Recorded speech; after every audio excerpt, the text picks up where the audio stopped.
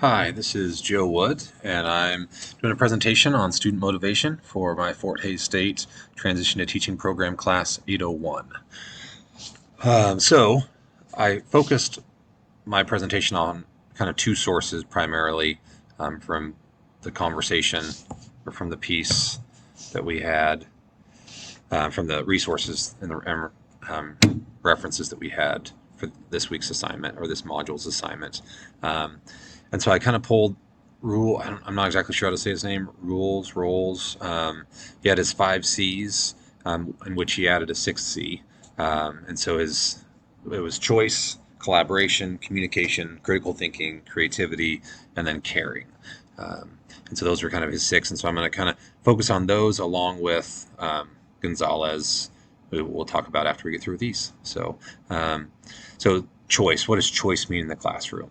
And so choice means creating options. And for me personally, having a year of experience, not all that much, but I have definitely, in that short amount of time, been able to notice that as students get choice, they become more intrigued. I actually allowed my students to have a say in kind of how that choice came about. I would kind of, I kind of noticed this, and then I racked my brain trying to figure out different ways to provide choice and whatnot. And then, I was like, I actually, some students were sitting on my couch in my futon in my classroom, and I was like, what other choices do you get in other classes? And just kind of using them as resources. And they had really good ideas. And so honestly, I kind of actually let the students in my class, I gave them kind of what the initial assignment was, and I said, what would you like to do different if you don't want to do this? And so it really opened that up, and I think it allowed the students to engage not only in the assignment but also in the fact that they got to have say, they got to have a direction in the class. And then it was kind of nice because instead of me just lecturing to one thing, I got to kind of be more of the what he calls the guide on the side, which is basically where you're helping students as they pick their own path. Collaboration, create opportunities for students to collaborate, for student to student collaboration to happen. So through assignments, it's awesome to create opportunities for students to collaborate with teachers, which is kind of an example of what I think collaboration naturally can come with choice. But it really allows for more variety and for more people to have an input in whatever their area of specialty is. And so I think that creating small groups, teams that can collaborate, also creating roles within those can be really helpful for the collaboration process.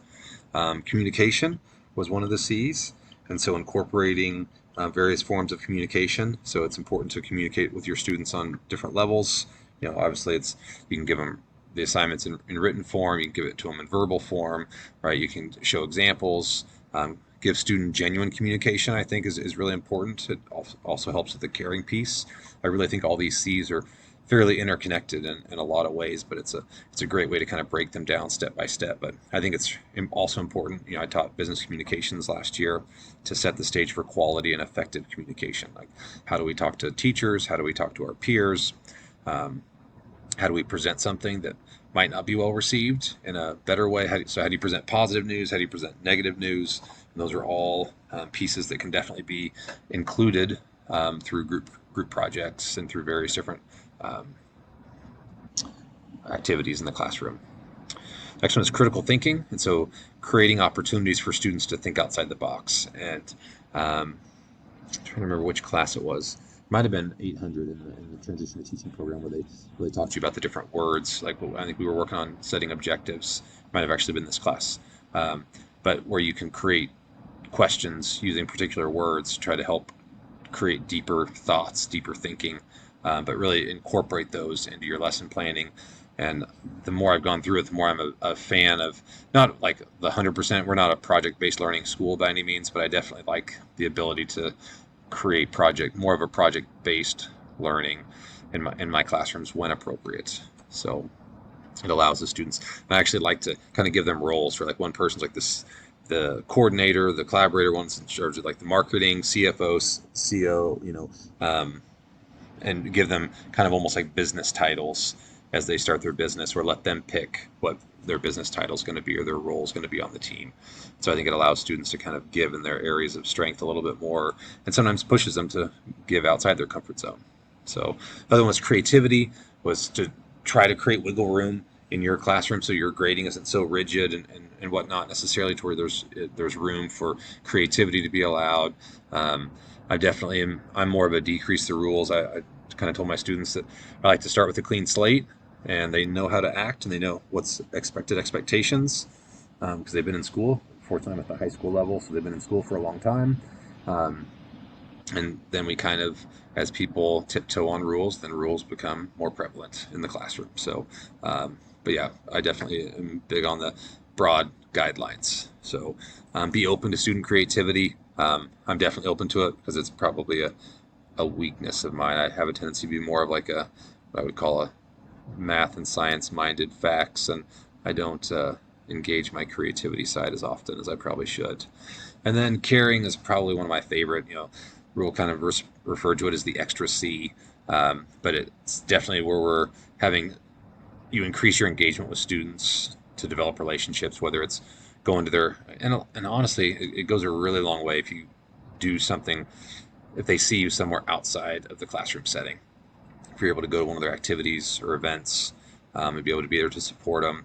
It also helps when you have maybe a potential discipline or need to redirect a student. You have more of that relationship. It definitely can help in that process. So it helps to be a more effective teacher, and the ability to get to know your students can be built into your lesson plans for sure. Whether it's I know I did primarily front loaded it because I was a new teacher, and so we spent the first couple days doing some kind of get to know you stuff and doing some personality tests and things of that nature, and grouped them in different ways to see how they worked based on their personalities, and kind of just worked them a little bit on team building and them getting to know each other and me getting to know them, and kind of creating a culture of challenging each other, and kind of what I like to hope falls in line with the growth mindset. But um, the second one that I really like to focus on was Gonzalez and her motivation in the classroom. I feel like there were a number of things that were kind of similar.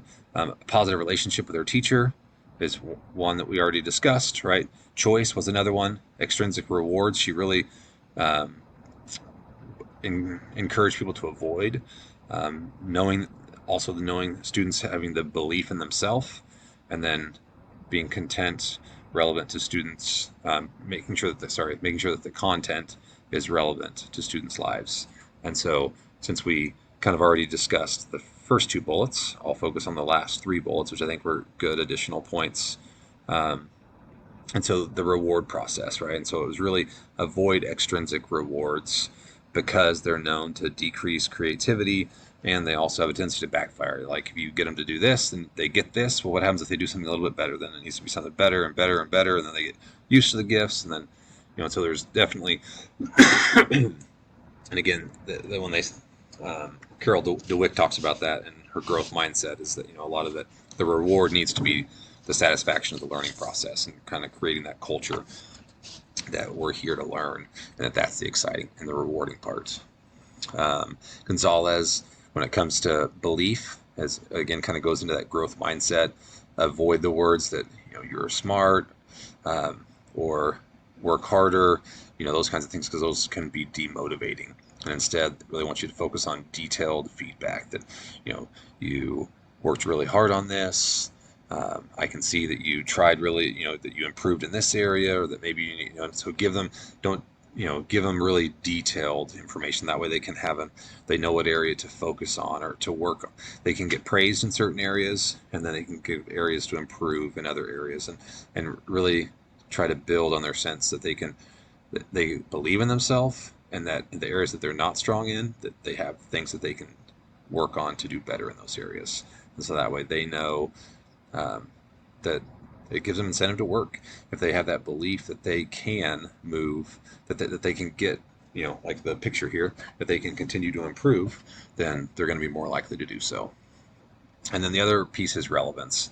And I 100%, can see this in my classroom. Um, Students buy into information when they can see its relevance, and I think that implementing real world examples is really beneficial in the classroom. If you can, and sometimes, I'm fortunately in a small town, so I know a number of the students' families already, and I can be like, so and so, your mom does this at work, and I'm sure she probably uses this on a routine basis, or this or that, and I think that integrating those examples into your lesson plans is really important and really helpful to help get the students to want to learn, to buy into the learn, and buy into the content or the lesson or objective, whatever it might be. So I think those are all areas that can help keep students' motivation higher in your class. And thank you very much for your time, and have a great day.